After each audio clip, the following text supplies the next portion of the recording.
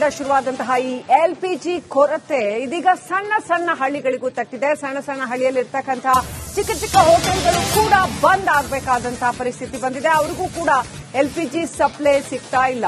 ನೋಡಿ, all through top to bottom LPG supply ಯಾವ ರೀತಿಯಲ್ಲಿ ಡಿಸ್ರಪ್ಟ್ ಆಗಿದೆ ಅಂದ್ರೆ ತೊಂದರೆಗೀಡಾಗಿದೆ ಅನ್ನೋಂಥದ್ದನ್ನು ನೋಡ್ತಾ ಇದ್ದೀವಿ.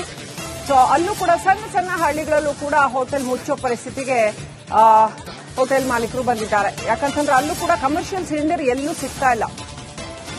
2-3 ದಿನಗಳಾಯ್ತು ಕಮರ್ಷಿಯಲ್ ಸಿಲಿಂಡರ್ ಎಲ್ಲೂ ಸಿಗ್ತಾ ಇಲ್ಲ, ಸಪ್ಲೈನೇ ಇಲ್ಲ ಅನ್ನುವಂಥ ಪರಿಸ್ಥಿತಿ. ಈ ಕಮರ್ಷಿಯಲ್ ಸಿಲಿಂಡರ್ ಹೇಗಿರುತ್ತೆ ಅಂದ್ರೆ ಡೈಲಿ ಬೇಸಿಸ್ ಅಲ್ಲಿ ಇರುತ್ತೆ ಇದರ ಸಪ್ಲೈ. ಹಾಗಾಗಿ ಸ್ಟಾಕ್ ಯಾರು ಇಟ್ಕೊಳ್ಳೋಕ್ಕಾಗಲ್ಲ, ಯಾಕಂದ್ರೆ ಖಾಲಿ ಸಿಲಿಂಡರ್ ಕೊಡಲೇಬೇಕು ಅವರು. ಹಾಗಾಗಿ ಈಗ ಸಪ್ಲೈ ನಿಂತಿರೋದ್ರಿಂದ ಸಣ್ಣ ಸಣ್ಣ ಹೋಟೆಲ್ಗಳಿಗೂ ಕೂಡ ಸಮಸ್ಯೆ ಉಂಟಾಗಿದೆ. ಬಹುಶಃ ಈಗ ಬಹುದೊಡ್ಡ ರಾಜತಾಂತ್ರಿಕ ಗೆಲುವು ಭಾರತಕ್ಕೆ ಸಿಕ್ಕಿದೆ. ಎಸ್ ಜಯಶಂಕರ್ ಈಗಾಗಲೇ ಸಾಕಷ್ಟು ಮಾತುಕತೆ ನಡೆಸಿದ್ದಾರೆ. ಬಹಳ ಸೂಕ್ಷ್ಮವಾದಂತಹ ರಾಜತಾಂತ್ರಿಕ ಪರಿಸ್ಥಿತಿಯಲ್ಲಿ ನಾವಿದ್ರೂ ಕೂಡ ಬೇರೆ ಯಾವುದೇ ದೇಶದ ಹಡಗುಗಳು ಬರೋಕ್ಕಾಗಿದ್ರೂ ಕೂಡ ನಮ್ಮ ದೇಶದ ಭಾರತದ ಹಡಗುಗಳಿಗೆ ಬರೋದಕ್ಕೆ ಅನುಮತಿ ಕೊಡೋ ಹಾಗೆ ತಮ್ಮ ರಾಜತಾಂತ್ರಿಕ ನೈಪುಣ್ಯ ಉಪಯೋಗಿಸಿ ಜಯಶಂಕರ್ ಅನುವು ಮಾಡಿಕೊಟ್ಟಿದ್ದಾರೆ. ಮೋಸ್ಟ್ಲಿ ಇನ್ನೊಂದು 2 ದಿನದಲ್ಲಿ ಭಾರತಕ್ಕೆ ತಲುಪಬಹುದು ಅಂತ ಅನ್ಸುತ್ತೆ.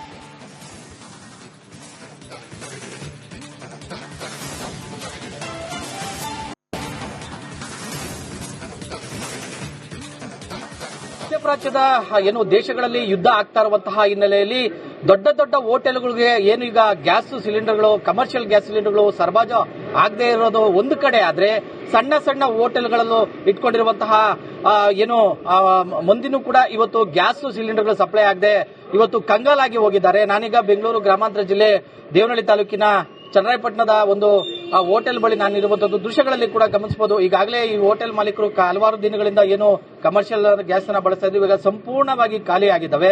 ಹಾಗಾಗಿ ಇವತ್ತು ಬೆಳಗ್ಗೆ ಒಂದು ಬಾರಿ ಒಂದು ಕಾಫಿ ಟೀಯನ್ನ ಮಾಡಿದನ್ನ ಬಿಟ್ರೆ ಮತ್ತೆ ಇಲ್ಲಿ ಕಾಫಿ ಟೀ ಮಾಡ್ಲಿಕ್ಕೂ ಕೂಡ ಈಗ ಗ್ಯಾಸ್ ಸಿಲಿಂಡರ್ ಇಲ್ಲ.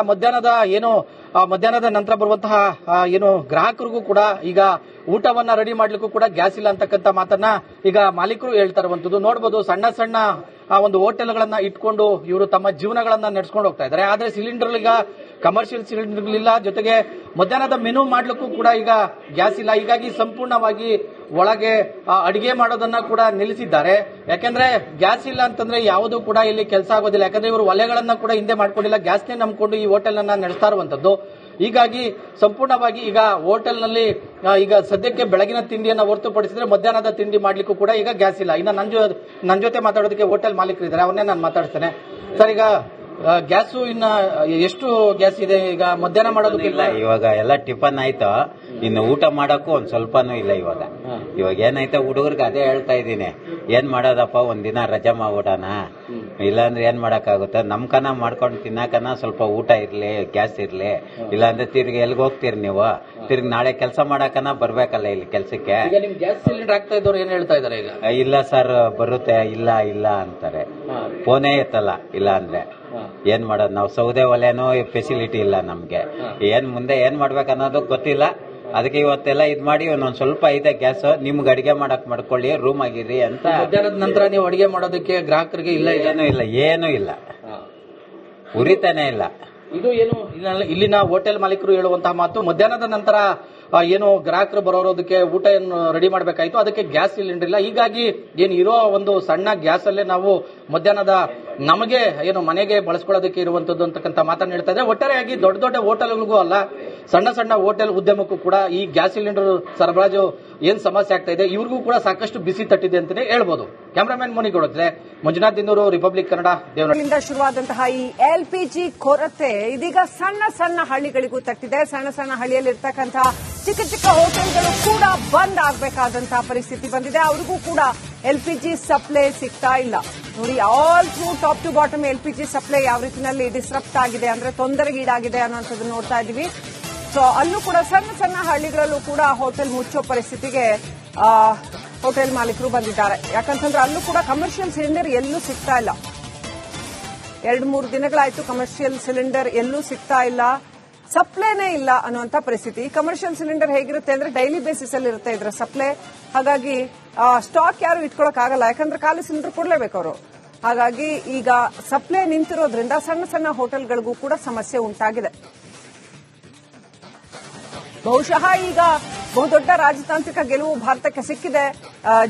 ಎಸ್ ಜಯಶಂಕರ್ ಈಗಾಗಲೇ ಸಾಕಷ್ಟು ಮಾತುಕತೆ ನಡೆಸಿದ್ದಾರೆ.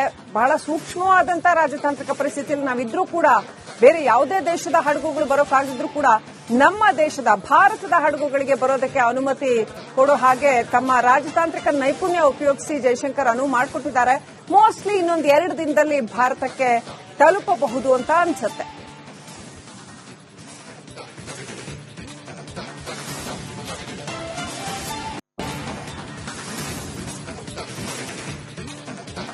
ಮಧ್ಯಪ್ರಾಚ್ಯದ ಏನು ದೇಶಗಳಲ್ಲಿ ಯುದ್ಧ ಆಗ್ತಾ ಇರುವಂತಹ ಹಿನ್ನೆಲೆಯಲ್ಲಿ ದೊಡ್ಡ ದೊಡ್ಡ ಹೋಟೆಲ್ಗಳಿಗೆ ಏನು ಈಗ ಗ್ಯಾಸ್ ಸಿಲಿಂಡರ್ಗಳು, ಕಮರ್ಷಿಯಲ್ ಗ್ಯಾಸ್ ಸಿಲಿಂಡರ್ಗಳು ಸರಬರಾಜು ಆಗದೆ ಇರೋದು ಒಂದು ಕಡೆ ಆದ್ರೆ, ಸಣ್ಣ ಸಣ್ಣ ಹೋಟೆಲ್ಗಳಲ್ಲೂ ಇಟ್ಕೊಂಡಿರುವಂತಹ ಏನು ಮಂದಿನೂ ಕೂಡ ಇವತ್ತು ಗ್ಯಾಸ್ ಸಿಲಿಂಡರ್ಗಳು ಸಪ್ಲೈ ಆಗದೆ ಇವತ್ತು ಕಂಗಾಲಾಗಿ ಹೋಗಿದ್ದಾರೆ. ನಾನೀಗ ಬೆಂಗಳೂರು ಗ್ರಾಮಾಂತರ ಜಿಲ್ಲೆ ದೇವನಹಳ್ಳಿ ತಾಲೂಕಿನ ಚನ್ನರಾಯಪಟ್ಟಣದ ಒಂದು ಹೋಟೆಲ್ ಬಳಿ ನಾನಿರುವಂತದ್ದು ದೃಶ್ಯಗಳಲ್ಲಿ ಕೂಡ ಗಮನಿಸಬಹುದು. ಈಗಾಗಲೇ ಈ ಹೋಟೆಲ್ ಮಾಲೀಕರು ಹಲವಾರು ದಿನಗಳಿಂದ ಏನು ಕಮರ್ಷಿಯಲ್ ಗ್ಯಾಸ್ ಅನ್ನ ಬಳಸ್ತಾ ಇದ್ವಿ, ಈಗ ಸಂಪೂರ್ಣವಾಗಿ ಖಾಲಿಯಾಗಿದ್ದಾವೆ.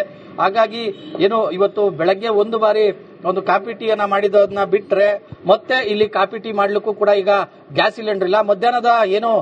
ಮಧ್ಯಾಹ್ನದ ನಂತರ ಬರುವಂತಹ ಏನು ಗ್ರಾಹಕರಿಗೂ ಕೂಡ ಈಗ ಊಟವನ್ನ ರೆಡಿ ಮಾಡ್ಲಿಕ್ಕೂ ಕೂಡ ಗ್ಯಾಸ್ ಇಲ್ಲ ಅಂತಕ್ಕಂಥ ಮಾತನ್ನ ಈಗ ಮಾಲೀಕರು ಹೇಳ್ತಾ ಇರುವಂತದ್ದು ನೋಡಬಹುದು. ಸಣ್ಣ ಸಣ್ಣ ಒಂದು ಹೋಟೆಲ್ಗಳನ್ನ ಇಟ್ಕೊಂಡು ಇವರು ತಮ್ಮ ಜೀವನಗಳನ್ನ ನಡೆಸ್ಕೊಂಡು ಹೋಗ್ತಾ ಇದ್ದಾರೆ. ಆದ್ರೆ ಸಿಲಿಂಡರ್ ಈಗ ಕಮರ್ಷಿಯಲ್ ಸಿಲಿಂಡರ್ ಇಲ್ಲ, ಜೊತೆಗೆ ಮಧ್ಯಾಹ್ನದ ಮೆನು ಮಾಡ್ಲಿಕ್ಕೂ ಕೂಡ ಈಗ ಗ್ಯಾಸ್ ಇಲ್ಲ. ಹೀಗಾಗಿ ಸಂಪೂರ್ಣವಾಗಿ ಒಳಗೆ ಅಡಿಗೆ ಮಾಡೋದನ್ನ ಕೂಡ ನಿಲ್ಲಿಸಿದ್ದಾರೆ.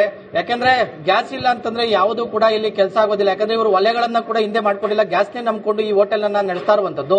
ಹೀಗಾಗಿ ಸಂಪೂರ್ಣವಾಗಿ ಈಗ ಹೋಟೆಲ್ನಲ್ಲಿ ಈಗ ಸದ್ಯಕ್ಕೆ ಬೆಳಗಿನ ತಿಂಡಿಯನ್ನ ಹೊರತುಪಡಿಸಿದ್ರೆ ಮಧ್ಯಾಹ್ನದ ತಿಂಡಿ ಮಾಡ್ಲಿಕ್ಕೂ ಕೂಡ ಈಗ ಗ್ಯಾಸ್ ಇಲ್ಲ. ಇನ್ನು ನನ್ನ ಜೊತೆ ಮಾತಾಡೋದಕ್ಕೆ ಹೋಟೆಲ್ ಮಾಲೀಕರು ಇದ್ದಾರೆ, ಅವನ್ನೇ ನಾನು ಮಾತಾಡ್ತೇನೆ. ಸರ್, ಈಗ ಗ್ಯಾಸು ಇನ್ನ ಎಷ್ಟು ಗ್ಯಾಸ್ ಇದೆ ಈಗ ಮಧ್ಯಾಹ್ನ ಮಾಡೋದಕ್ಕಿಲ್ಲ? ಇವಾಗ ಎಲ್ಲ ಟಿಫನ್ ಆಯ್ತು, ಇನ್ನು ಊಟ ಮಾಡಕ್ಕೂ ಒಂದ್ ಸ್ವಲ್ಪನೂ ಇಲ್ಲ. ಇವಾಗ ಏನೈತೆ ಹುಡುಗರಿಗೆ ಅದೇ ಹೇಳ್ತಾ ಇದ್ದೀನಿ, ಏನ್ ಮಾಡೋದಪ್ಪ ಒಂದಿನ ರಜಾ ಮಾಡ್ಬಿಡೋಣ, ಇಲ್ಲಾಂದ್ರೆ ಏನ್ ಮಾಡಕ್ಕಾಗುತ್ತೆ, ನಮ್ ಕನ ಮಾಡ್ಕೊಂಡು ತಿನ್ನಕನ ಸ್ವಲ್ಪ ಊಟ ಇರ್ಲಿ, ಗ್ಯಾಸ್ ಇರ್ಲಿ.